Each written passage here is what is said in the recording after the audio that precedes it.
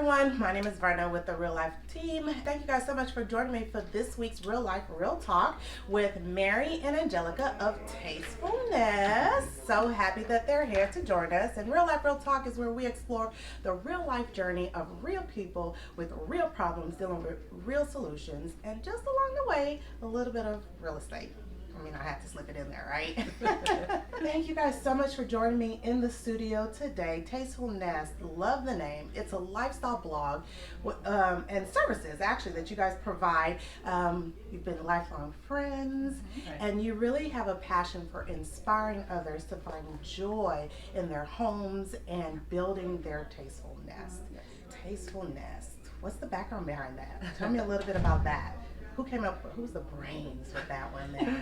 Well, we first started just kind of kicking around the idea about having a lifestyle blog. Okay. And so we were talking about what are the things that we enjoy. And Angelica's always a great cook and come up with great meals for kids. And I like design. So we were thinking Nest sounds kind of homey and comfortable. Right. And Tasteful kind of plays both ways. It can be like the food that she makes, or tasteful as far as design. So you see, when I saw it first, I thought it was more so the design element, but I can really see where that whole thing of bringing in the food can add to a tasteful nest. So do y'all share good dishes on there as well, or no? We're trying to. A lot of it, I don't actually come up with recipes. Okay. I'm definitely a Pinterest mom, so I've always been. I will find stuff on Pinterest, and I will be, the person that tries it out. Okay. So there's a couple recipes that I'm sharing from other bloggers that I really liked that, really worked. Because sometimes you do, you always have the Pinterest fails. And so, Big time. I figure if Nailed it. Yeah, No. Yeah, so I figure, if my kids will eat it, then I call it, kid approved. So we'll be adding some food recipes on there too. So I love that. I actually saw as school was kind of starting, I know we're kind of in the thick of it now, you posted some great ways to package the food, and it looks so cute and it makes it so inviting for the kids to want to eat. So it's not just about the recipe, it's also the presentation, which really makes you want to kind of dive in there. Right, and that's kind of my outlet too, is I'm definitely more crafty. She's really great with design, and I love doing crafts. I used to be a former teacher, and so coming things like that up on the fly, themed lunches, things like that. I think it's just, you get in a rut of making the same thing every day. So it's just, I try to find different things on Amazon or whatnot to make food look cute and more appealing to kids, because if not, they get tired of it too. So see, Cedric, it's not just me. I get tired of making the same thing every day. I hope you're paying attention. No, she's actually helped me because her kids are great eaters and my kids are not. Okay. And so she actually gives me tips to get my kids to eat better. And we've had some kind of great ideas that have actually worked in my house, so we're going to be sharing those too. I would love to see those. So there are moms all that are out there struggling with the same situation, trying to get those little kiddos to eat and eat a variety of things so that they can actually grow, What inspired y'all to take this to another level and start a lifestyle blog though? Well, I know that just kind of, we've been doing this just for fun. At home, we'd get together, we'd start a fall bucket list. The kids would be back in school, are like our New Year's, right? And so we'd say, okay, we're going to clean one room in our house and get it organized. And I'd go to her house and help her, and she'd do vice versa. And then, okay, let's try these recipes, let's meal plan, and just kind of get our act together. And it worked so well for us that we kind of started a group with some of our friends where we have meetings. We have a lot of wine and cheese too, but we kind of get together. So we thought, that's important. Yes.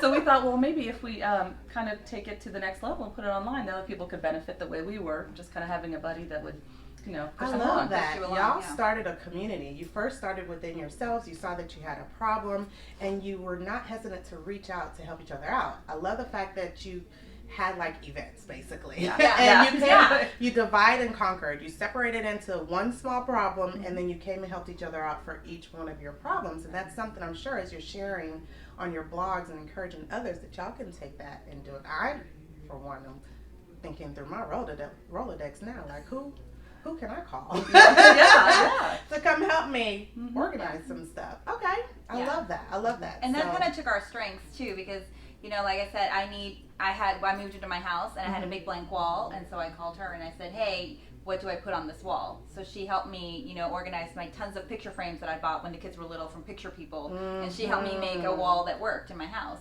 And so, we've gone back and forth, same thing, with the food. I've helped her, I go over and I helped her with food, or with, putting things and a different place and things like that to make it more functional. So we've kind of bounced ideas off each other that way.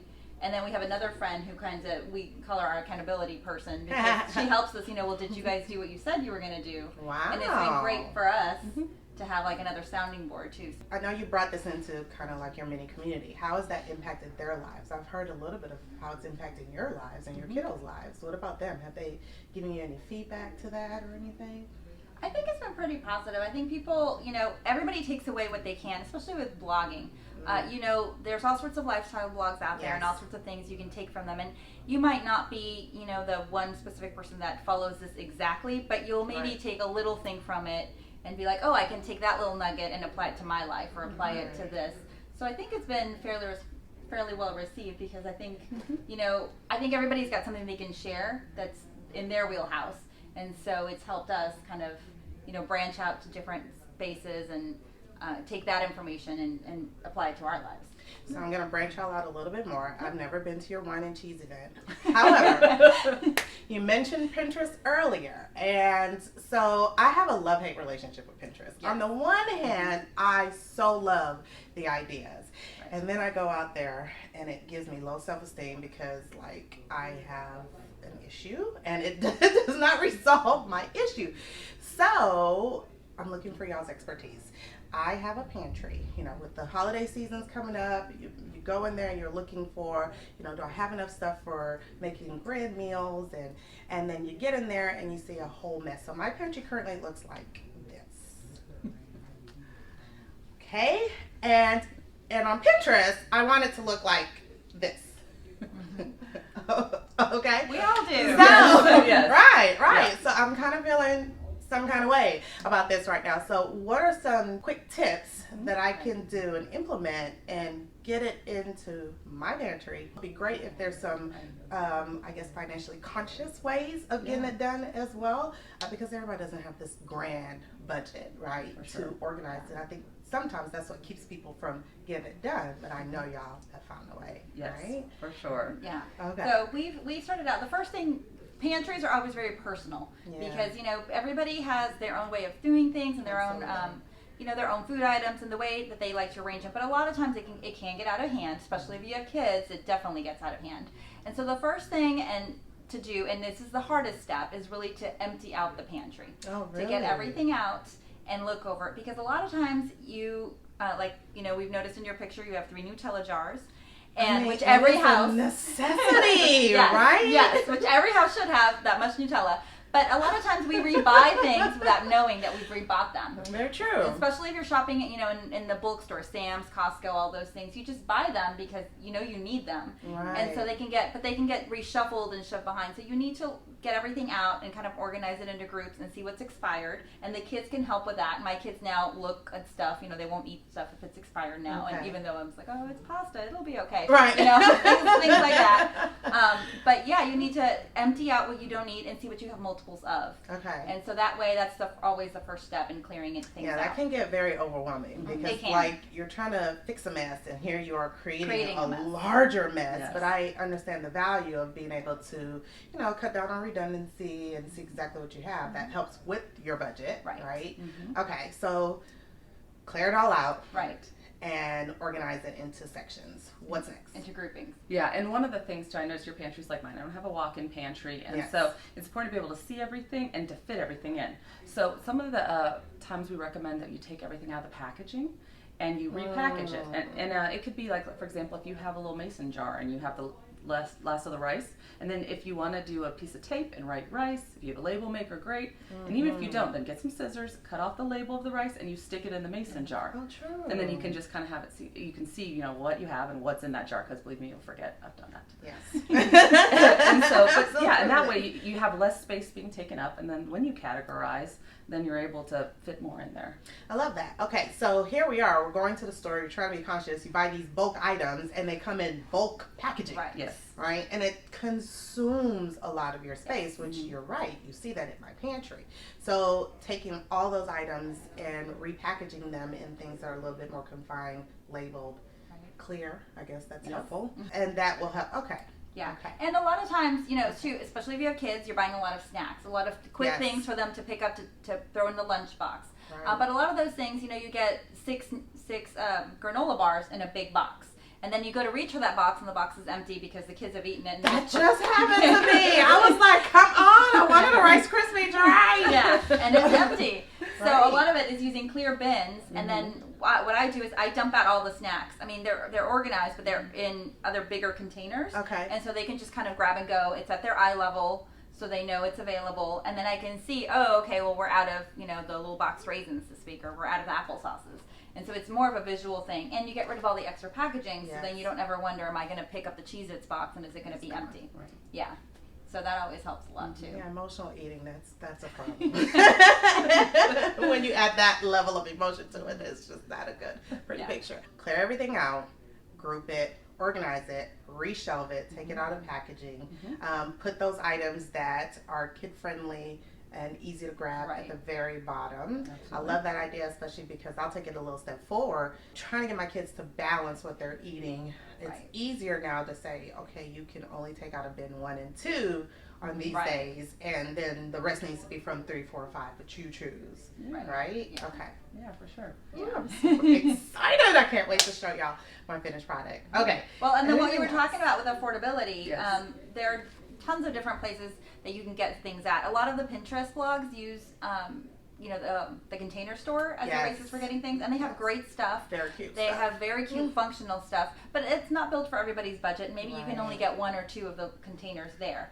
So what we like to do is find other places where we can, and she's great about this. Okay. Which is I love going to TJ Maxx. You'd be surprised, they have a lot of organizational items there. So if you go to their clearance section, especially, and around this time of year, it's Mommy New Year, so you'll see that a lot of that stuff was discounted. But I mean, even if you don't have a TJ Maxx that's your go-to dollar store, they have great little plastic bins. It doesn't have to be beautiful. It just has to be functional, because when everything is organized, it's going to be beautiful. So don't worry about the bins. Yeah. That's very true. And you can work your way up to buying eventually, like replace one here or replace one there. You don't have to replace all of them. It's like that perfect outfit, right? You step out on that day, you have 1 piece or 2 pieces that are uber expensive, and they kind of set the tone for everything else, and nobody starts paying attention to those items that are not, right?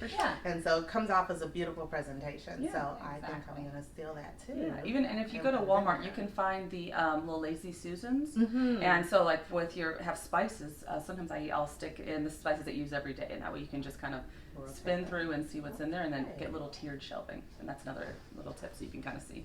Okay, thank you guys so much. Like, you have fixed my world. Now I have to go actually implement it, and I'm gonna have y'all hold me accountable. So I'm gonna take a picture. I'm gonna share it to y'all. I'm gonna share it with y'all, and then you can kind of evaluate. Let me know. Don't give me low self-esteem though.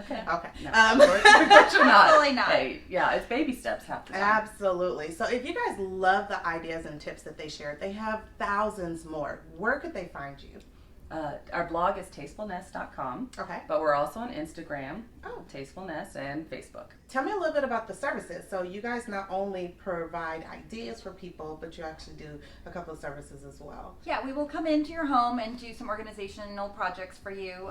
We've done Newlywed, we did her kitchen, and that was one of the, where we realized, okay, this is your space and this is what we can afford, this is your budget, so let's figure out a way that works for you, that we can get everything organized and beautiful in your kitchen. So we've done that. We've done closets, we've done bathrooms. Yeah. So it just depends what it is you want to. What about office spaces? We could do office spaces. Okay. Absolutely. Yeah. This is a little piece, and I'm probably going to throw you guys a little off guard, but real life is all about living in and on purpose. And a lot of times on social media, with it being so prevalent and everywhere, what we see is the highlight reel. If we were to take a little snapshot of your life this morning, what would that look like? My morning was checking see my kids did their homework right, and of course we had missed some stuff. And so even though you try to be organized, talking about self-esteem, it cannot be hard on yourself. I try to pull out their stuff and be organized. We caught it, we got it done. So we're rushing out the door. I'm quizzing him for his test, and then I calling Angelica. We're talking about our next blog post. So multitasking is and get over here. Man, that is many of a mom's moments. Yes, right there. basically, yeah, just like everyone I had else, to I'm sure. stop checking my email early in the morning because Yes. whenever there was a problem like that, now change, now I'm attacking the kids and I'm asking for this. Oh gosh, yeah. Yeah. I It's completely stressful. understand. It's stressful. And especially when you have so many other things moving around at the same time. Monitoring your emotions is hard. Just gotta breathe sometimes Gotta and breathe. just know you're doing the best you can. There it is. Mine is really the kitchen because I do tend to cook a lot, and so sometimes while I want to prepare the kids a homemade meal, this week was a perfect example. My husband's out of town. Everybody had somewhere to be. Things were getting Yes. canceled because of the rain, Yes. but there were still other events that they wanted to get to, and so I managed to make food. But I did not manage to clean up the dishes. And so I do still have a couple grill pans that are still sitting there with the grease on them. Check out Lily Pound. Lily Pound Court. Yeah, we're there. Because it's hard. So it's It either, it's is. one of those things that I've kind of learned to give myself some grace. Because I Yes. do want my house, people to walk in and be like, oh, everything's so clean. And it might be, but there's a lot of things. Sometimes you have to give and take. So right Yes. now, my kitchen, there's dishes everywhere. There's things that we didn't get to during the week, but I've made them. They're alive. Yeah, I made them They- homemade food, Right. and we didn't. I didn't do the drive-through. I did what I could, and so I guess the dishes will clean eventually. But it was just Grace is you just have important. to let it go. And that's why it's it's good to beautiful. support each other because we talk to each other and tell it, calm down, it's okay, we're doing the best we can, and that's kind of why we were I doing think what that's we're the doing. biggest thing I think I took away from this is find you a support group who will, one, hold you accountable and push you to be the best that you can be, Yeah. but also sit up there and supply some grace when needed because grace is sufficient for it all. For me, it was, okay, obviously these nails have got to go. I've been slowly peeling them off, trying to prepare and cram everything into my day to get ready for a little, mini vacay with the hubby. And yeah, so it was a little chaotic, screaming at the kids, trying to get dressed, peeling off nails, whatever. Thank y'all so much again for Thank you so joining me. much. And we will see you guys later. Stay tuned for our next Real Life Real Talk. Thank you guys so much for joining me. Again, it's Verna with the Real Life Group at Keller Williams.